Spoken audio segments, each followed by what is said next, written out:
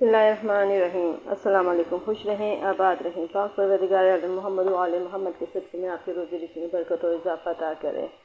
आज जो मैं वीडियो आपसे शेयर करने लगी हूँ वो है अचार गोश्त। अचार गोश्त बनाने के लिए यहाँ पर मैंने 3 किलो चिकन ली है और 3 किलो चिकन में मैंने यहाँ पर 3 शाशे जो है ना मैंने वो अचार गोश्त के लिए हैं। मैं ब्रांड का नाम नहीं बता रही हूँ। तो यहाँ पर मैंने ये 3 शाशे लिए हैं और ये अदरक लहसुन का पेस्ट है जो कि 3 चम्मच हैं, जिसमें अदरक और लहसुन दोनों ही मिक्स करके मैंने कूट लिए थे। और ये है दही तकरीबन मैंने 3 पाव के करीब लिया है, क्योंकि ये मैंने मैरिनेट करके रखना है मसाले को। और ये ओवरनाइट में तमाम मिक्सचर्स को जो है मैं मैरिनेट करके रखूँगी और इसके बाद फिर बाकी का जो है सीज़र वो मैं आपको बाद में बताऊँगी। चिकन को अगर हम ओवरनाइट मैरिनेट करके रखेंगे तो बहुत मज़ेदार ये अचार गोश्त हमारा तैयार होता है।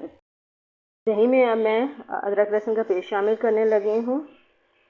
सारा दही में हमने शामिल कर लिया और साथ ही ये मैंने अचार गोश्त का तमाम मसाला जो है वो शामिल कर लिया है। ये मैं अच्छे तरीके से अब इसको मिक्स करके और फिर इसको मैं गोश्त में लगाऊंगी। अच्छे तरीके से पहले इसको अदरक लहसुन और मसाला और दही को कर लें।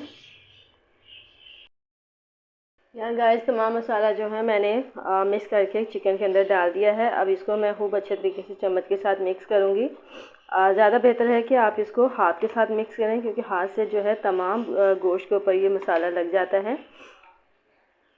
ये देखें, इस तरीके से बहुत अच्छे तरीके से हमने इसको मैरिनेट करके रखना है और ये बहुत टेस्टी ये चिकन हमारी तैयार होगी, चिकन अचारी। अमूमन लोग जो हैं जब मसाला बना रहे होते हैं तो उसी वक्त ही ये सारी चीज़ें शामिल कर लेते हैं।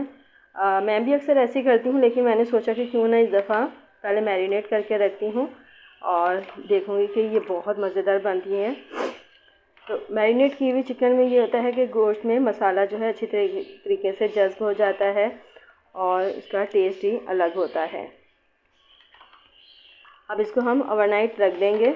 बहुत अच्छे तरीके से मिक्स हो चुकी है ओवरनाइट। अब इसको हम रख देंगे और फिर इसको हम तैयार करेंगे। फिर हम आपको बताएंगे कि ये चिकन कैसी तैयार होती है। यहाँ मैंने 2 से 2.5 किलो टमाटर ले लिए हैं और टमाटर जो है लाल होने चाहिए। अगर हमने बीच में थोड़ा कच्चे टमाटर ले लिए तो वो फिर कलर सही नहीं आएगा हमारा अचार गोश्त में। तो यहाँ पे 2 से 2.5 किलो मैंने टमाटर लिए हैं और इनको मैं अब ग्राइंड कर लूँगी। तो यहाँ पे मैंने टमाटरों को ग्राइंड करके उनको पकने के लिए रख दिया है, ताकि इसका जो पानी है एक्स्ट्रा पानी जो है वो खुश्क हो जाए। और क्योंकि चिकन को मैंने मैरिनेट करके रखा हुआ था तो उसका दही का पानी भी बहुत ज़्यादा होगा, तो चिकन जो है बहुत अच्छे तरीके से गल जाएगी उसी में। और अगर हमने टमाटर भी साथ में शामिल किए तो वो फिर चिकन बहुत ज़्यादा गल जाएगी। तो मैंने सोचा कि क्यों ना पहले मैं टमाटर का पानी खुश्क कर लूँ और उसके बाद फिर इसको मैं चिकन में ऐड करूँगी। तो इसलिए कोशिश करें कि टमाटर का पानी पहले खुश्क कर लें, क्योंकि टमाटर में पानी बहुत ज़्यादा है एक्स्ट्रा, तो हमने इसका पानी जो है वो पूरा खुश्क कर लेना है। यहाँ चिकन गाइस मैंने पकने के लिए रख दी है। इसमें मैंने 3 कप ऑयल के शामिल किए हैं और इसको अब मैं ढक कर पकने दूँगी कि इसका पानी जो है चिकन का खुश्क हो जाए।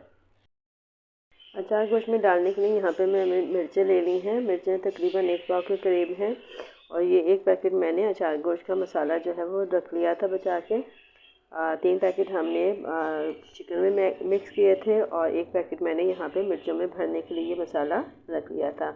अब इस मसाले को मैं मिर्चों में भरूँगी। मिर्चों को सेंटर से हमने इस तरीके से कट कर लिया है, ये देखें।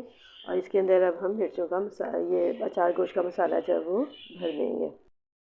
मिर्चों में मैंने मसाला भर के रख दिया है। अब इन तमाम मिर्चों के ऊपर मैं एक नींबू लूँगी बड़ा और उसका तमाम रस जो है इसके ऊपर डाल दूँगी।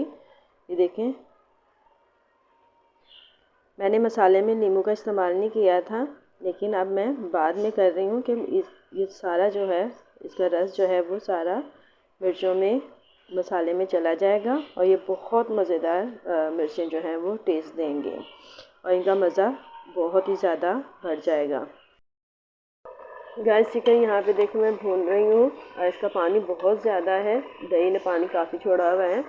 तो मैंने इसमें ऑयल भी शामिल किया है। तो यही कोशिश है कि पानी खुश्क हो जाए, साथ साथ चिकन को भून भी लेंगे, भूनती भी जाएगी। और ये पानी तकरीबन मुझे पूरा ही खुश्क करना है। चिकन का पानी यहाँ पे सारा खुश्क हो गया है। अब मैं इसमें तमाम टमाटर जो कि मैंने पहले पानी खुश्क करके रखा हुआ था वो सारा मिक्सचर इसमें शामिल करूँगी। जी, सारा का सारा मिक्सचर जो है वो मैं इसमें डाल रही हूँ। अभी भी इसमें थोड़ा बहुत पानी है, तो वो ये भुनने के दौरान में सारा जो है वो खुश्क हो जाएगा।